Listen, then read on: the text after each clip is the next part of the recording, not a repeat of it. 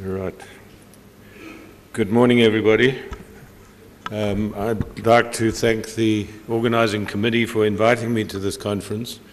I think, Bala, you must realize that India and their anesthesiologists are way in the forefront of regional anesthesia already. You don't need to stand back for anybody.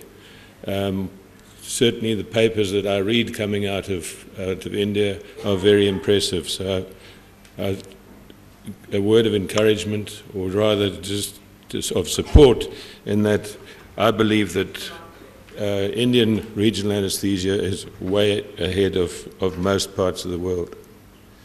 Now, my talk this morning is a little bit different. I'm not using local anesthetics. I'm going to suggest that we can supplement regional anesthesia with some drugs in order to either supplement and augment the analgesia that has been provided by the local anesthetic, or to allow us to reduce the concentration of the local anesthetic by supplementing it, and thereby getting rid of some of the side effects, the main one being motor blockade. So my aim this morning is to talk about adjuvants, the options that we have either for day case surgery or inpatient surgery, some of the risks and adverse effects, whether it can be used in the peripheral nerve blocks, because this is mainly an area that we use in neuraxial blocks, and suggest the way forward if I have time. Now, my practice is pediatric anesthesia, so this basically applies, my talk basically applies to regional anesthesia in pediatrics, but obviously you can draw some correlation to adults. I'm also very aware of the fact, when I talk in different places around the world, that what we have in the developing world, and I would kind of put India, like South Africa, halfway between the developed and the developing world, in that in some parts and some institutions we're very much on the forefront, whereas in other parts of the country, particularly in the rural areas, you may find that you're short-staffed, you don't have the equipment and the like, so that you can't really apply this practice. However, you can always modify your practice accordingly. Similarly, in an institution, there are pediatric institutions where everybody is orientated towards the kids, as opposed to a child being treated in an adult hospital where they're regarded as a nuisance because they cry, and people in adult hospitals don't like crying children. So there's subtle differences, but you need to think about this when you're trying to grapple with the problem. It also depends on the personnel that you have, the expertise that you have, and the backup that you have. Now, the role of adjuvants, as I've said, is to prolong the duration of analgesia, which we can either do by using a continuous infusion with a catheter technique or intermittent top-ups. But in children anyway, the problem is that sometimes the catheters are too small, or the child is too small, and we can't use catheters that have been made for adults. So therefore we need to have something that is going to prolong the duration of analgesia. And ideally you want to enhance the quality of analgesia without motor or sympathetic block. And as I've said, allows you to use a concentration that will reduce the incidence of motor block. The debate is what is ideal. And we've always believed that opiates are the best, but that may not necessarily be so, and there certainly is a swing away from opiates. The other problem when looking at the role of adjuvants is that many studies have been done for inguinal hernia simply because a caudal block is a simple block to do, and inguinal hernias are a daily occurrence, so they become easy to study. But whether you can extrapolate what you learn from a caudal block and a inguinal hernia, which is basically a surgery which can be treated, the pain can be treated with paracetamol, acetaminophen, or other oral analgesics, whereas clearly a laparotomy cannot. So there are limitations to these studies, and whether you can extrapolate these to the major surgery remains an issue. We do, and we have some experience. So for caudals, for example, you can prolong the duration with a caudal catheter. There are concerns that there's an infection risk, and I usually keep them in for about 48 hours, and so far have not had an infection. 48 to 72 hours is about as much as you require. So let's look at the analgesics, the additives. The problem is that many drugs have been used. They've never been tested in some situations whether this is safe in humans. Now, as you can see here, bupivacaine and ropivacaine is only about 5 hours of duration on their own. Same with levobupivacaine.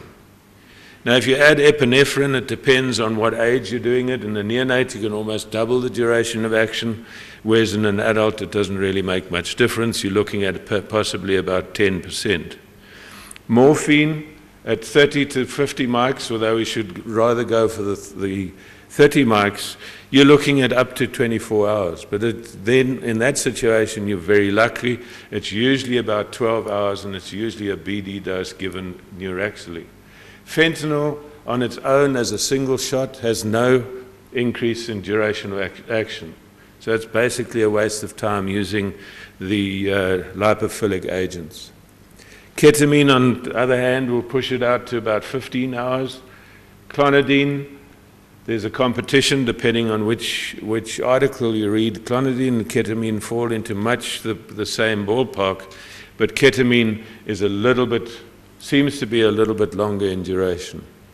Tramadol is relatively new, in that it's relatively new in the neuraxial space, and the problem with tramadol is it just seems to increase the incidence of nausea and vomiting. So therefore, people have swung away from tramadol. Now, as I've said, epinephrine or adrenaline increases the duration of action, but it is age dependent, and we use a test dose, use adrenaline for a test dose. Now, it's interesting to me when you travel around the world, if you're in the United States, everybody uses a test dose. If you're in Europe or the UK, nobody uses a test dose, or very few. The percentage is almost, the ratios are almost changed when you move from one country to another. In South Africa, we don't use test doses all that often. We certainly monitor the EKG, as Bella pointed out earlier this morning. Now, morphine is the gold standard. Ideally, you want to use it preservative-free. The reason for that is that some preservatives are thought to be neurotoxic. We'll get onto that shortly. The suggested dose is about 30 to 50 mics per kg as a single shot. Now, 30 is clearly safer. There have been reports, and particularly in the smaller infants, and particularly when you've used intravenous or intraoperative opiates in addition. So the combination of a parenteral and a neuraxial block, particularly in the young children, is dangerous. And the risk of apnea is considerably higher. As far as ketamine is concerned, I've written there half a milligram to 1 milligram. People are now using a lower dose of a quarter to half a milligram per kilogram as a single shot. We know how ketamine works. It's a non-competitive inhibitor of the NMDA receptor. It also is thought to act on the opiate receptor and possibly also on the serotonin and adrenergic receptors. As I've said, there is some concern about spinal neurotoxicity, and that's probably related to the preservatives, the benzethonium chloride or the chlorbutanol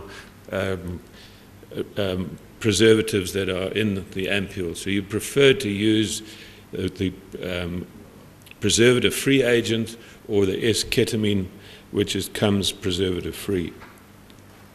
Now again, when you look at studies, They're mainly done for inguinal surgery, inguinal hernia surgery, or orchidopexies. The majority of these, you can see the duration of action is around about 12 hours. The dosage varies with the agents that are used. It's either 1 milligram, these are half a milligram, and these are quarter of a milligram. But when comparing apples and oranges, and the reason why I say it's apple and oranges, is if you look at the dosage used, these guys used a 0.25% bupivacaine, majority of 0.25%, but here's 0.125%, and here they used 0.2%. So it's very difficult to do a meta-analysis, but essentially ketamine is thought to last about 12 hours. The last case was done on a circumcision, so that in itself is a little bit different. Where does ketamine act? There is some debate as to whether the agent acts at the neuraxial level, or it's just simply a fancy way of giving an intravenous agent, where it's absorbed into the bloodstream and then it acts centrally.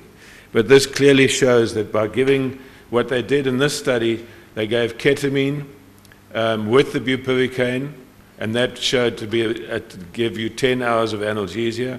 What they did in this group was to give bupivacaine and then give intravenous ketamine, and this was plain bupivacaine. And the intravenous ketamine didn't prolong the duration of action, whereas the ketamine given neuraxially did prolong. Clonidine was first used for migraine, and clonidine has been used for virtually everything you can think of. It was first used for migraine in 1973. It's not approved for epidural use.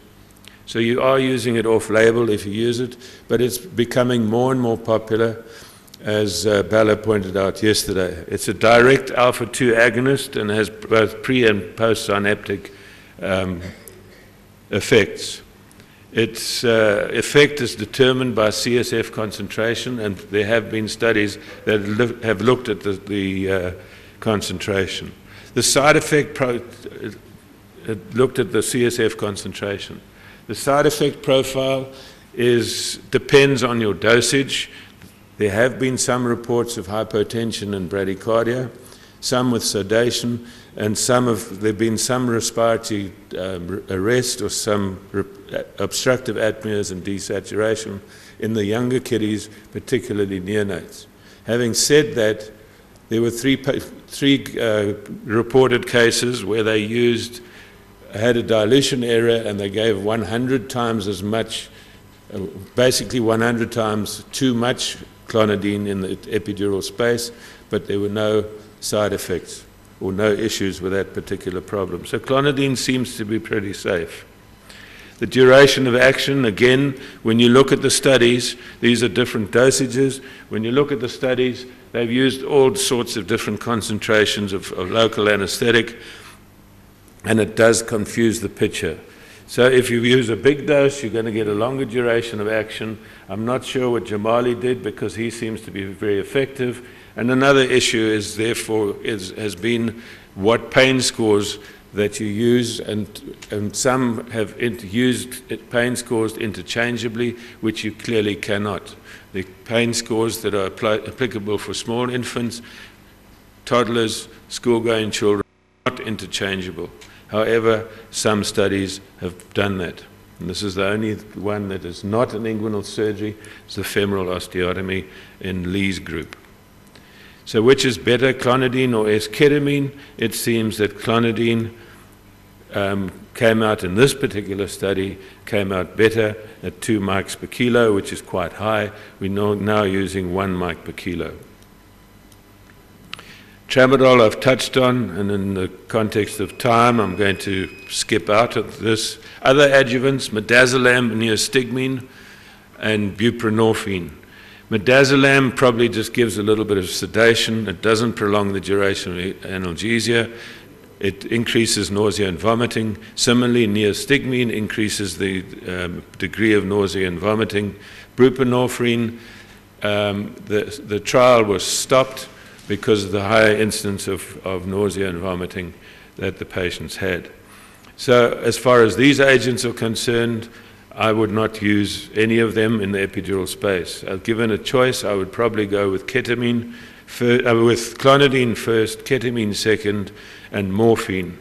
The reason why I'd put morphine on hold nowadays is because of the higher incidence of nausea, vomiting, and pruritus, and there is some degree of urinary retention.